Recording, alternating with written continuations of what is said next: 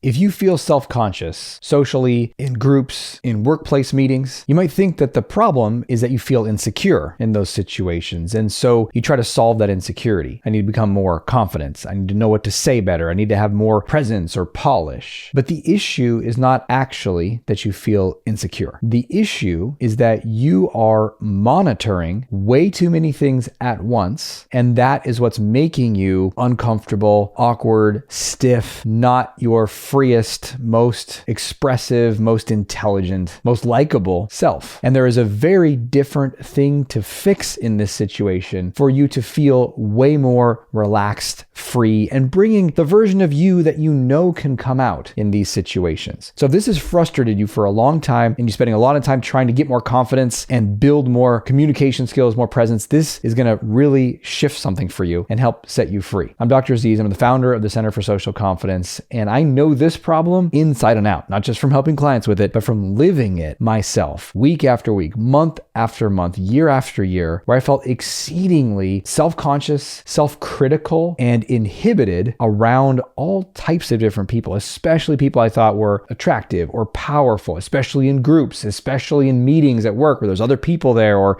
powerful people there. And I always focused so much on what I was going to say and how to say it better, and I need to know more and I need to appear more confident. But what I didn't realize is the issue is not that you don't know enough. The issue is not even that you're not confident enough and that you feel insecure. The issue is that you are tracking too many variables. And specifically, let me describe what I mean. So let's take that secure, insecure fear, because that's one of the biggest fears. Is like, well, what are you worried about in the meeting? What are you worried about? If you speak up, if you share, well, people might see that I'm insecure, that I don't know my stuff, I don't feel that confident. And then I get a little pushback sometimes. They're like, what, are you saying I'm just supposed to be insecure? I'm supposed to show that I don't know what I'm talking about? Well, no. But the issue is that you, in an attempt to not look secure, are tracking all of the subtle tells that might reveal that insecurity. So I did this with a client recently, and I said, well, what are you worried? How would that insecurity show up? And you might ask yourself this question. And he said, well, maybe my voice would sound kind of hesitant or shaky. I said, okay, let's write that down. Maybe I wouldn't make good eye contact. I'd look away. Great, write that one down. Maybe I would stutter or stumble over my words. Maybe I would blush. Maybe I'd say something that wasn't really clear or direct. I'd ramble. And he came up with this big list of maybe 10 or more things. And I bet you could come up with the exact same list for you about what you would not want to look like, not want to show, what you would not want to look like or have people see you as. And so now every single one of those things in that meeting, in that conversation, you're now tracking. How's my eye contact? How's my voice tone? How solid does my voice sound? Do I sound nervous or not? You know what I'm talking about? This is the essence of self-consciousness, is we're observing everything about ourselves and it feels bad. This is why it feels bad, because these observations are not neutral. Like if you were talking to someone, you might notice, I'm a little hungry. Okay, that's probably a neutral observation. It's no big deal. These are very different than that. Every single one of these things that you're tracking is tagged to some part of your brain, specifically in your limbic system, your amygdala, as a threat. You looking away is not neutral information. It's dangerous. Your voice being a little shaky is dangerous. I'm not saying it actually is dangerous. I'm saying that your part of your brain is tagging it that way. And that's why we're hyper monitoring it. And that is the biggest challenge in those meetings, in those social gatherings, in that group. It's not that you feel insecure. It's that you lose your capacities. You lose your intelligence. You lose your skill. You lose your charm because you're consciously trying to manage all these things. How on earth can I be listening to you talk and come up with a spontaneous, natural response that keeps the conversation flowing if instead of listening to you and looking at you and being present with you, I'm tracking, how's my eye contact? Was that too much eye contact? You should look away. Nope, don't look away that long. That looks weird. Okay, don't, you're staring at them now. Don't stare at them like that. Meanwhile, am I blushing? I wonder if I'm blushing. My face feels a little hot. That probably means I'm blushing. Well, that's really bad. It's time for me to say something. What do I gotta say? I gotta say the right thing. Don't say the wrong thing. That's just 3 variables, by the way.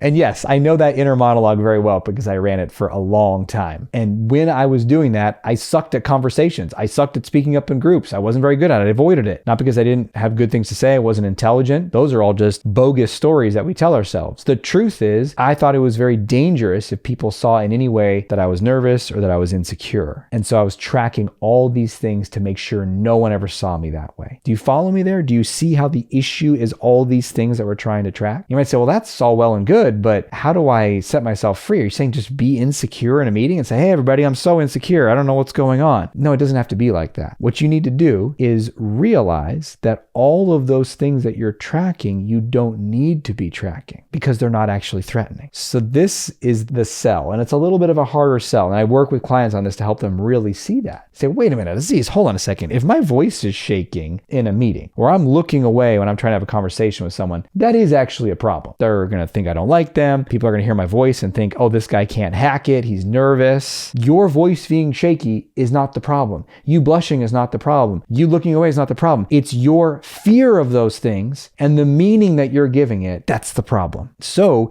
if your voice was a little shaky and it was no big deal to you, like, oh yeah, a little hungry, voice a little shaky, there would be no issue. You would be able to continue to share in the meeting, talk in that conversation, and have a fantastic result or outcome. The issue is that you tag it as danger, and then you're like, uh-oh, my voice sounded bad, and then your performance tanks because you're trying to track that and you start to try to control that thing. And you can't control all 10 of those variables at once. It's exhausting. It's absorbing in your mind and your focus, and you just lose all presence, lose all capability for spontaneous flow and interaction, which is where all the best meetings, best conversations, best performance comes from, is being fully here in the zone, in the moment, right? We know this in professional sports. If you get in your head, you're dead. And so if we're tagging it as danger, that's the biggest problem. And so the solution, the way out, and what I help people do is to train their body that it's safe. Because if you just tell yourself in your mind, hey, your voice is a little shaky, it's no big deal. Maybe you believe that. Maybe you're listening to me and you're like, yeah, okay, sure. It's not going to last. You're going to get into that next meeting and be like, no, it's a real problem, it's danger. And then we have that reaction inside because it's not coming from your rational brain. It's coming from that limbic system, the emotional threat system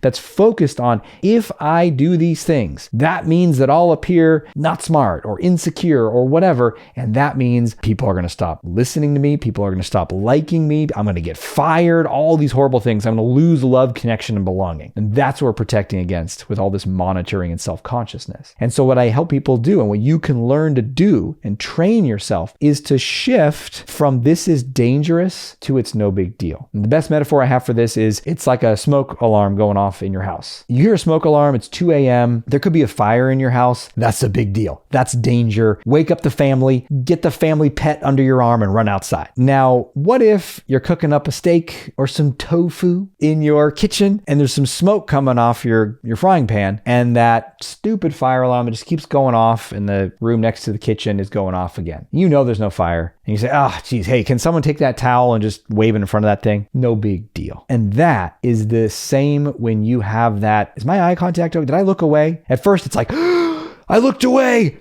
The house is on fire. Freak out, focus on that. But with training, you can realize my eye contact, whatever. I don't know. I'm focused on the conversation. Who cares? Maybe I looked away. I'm not focused on it. I'm focused on what we're here to do. I'm focused on what the person is saying. I'm focused on having a connection, whatever it is, social or professional. You get focused back on the matter at hand and stop absorbing in those things because guess what? They're irrelevant. Now, I know you might have a little pushback, and I get this all the time. I remember speaking with a client, and he had severely limited himself in his career because of one primary fear, blushing. If I blush and people see me blush, it's going to be awful. I mean, he went so far as to, he was looking at different surgeries he could get. I don't exactly know what these surgeries were. They're going to snip something in his neck and he's not going to blush anymore. Maybe other body parts aren't going to work. I don't know, but it's a big intervention and arguable if that would actually solve his problem because he might find another reason that he would reveal his quote weakness of anxiety, of nervousness, right? He had imposter syndrome through the years. And so he said, I need to stop blushing. That was his solution, right? That's what the surgery was all about. And he came to work with me. He's like, Aziz, you got to help me stop blushing. And I said, okay, well, ultimately, what do you want? Well, if I stop blushing, then I could progress in my career. I could speak up with more confidence. I could be more, okay, so you ultimately, blushing aside, you want to speak up with more confidence and progress in your career and feel more powerful. He's like, yes. I said, okay, well, I got good news and bad news for you. I said, okay, what? I said, the good news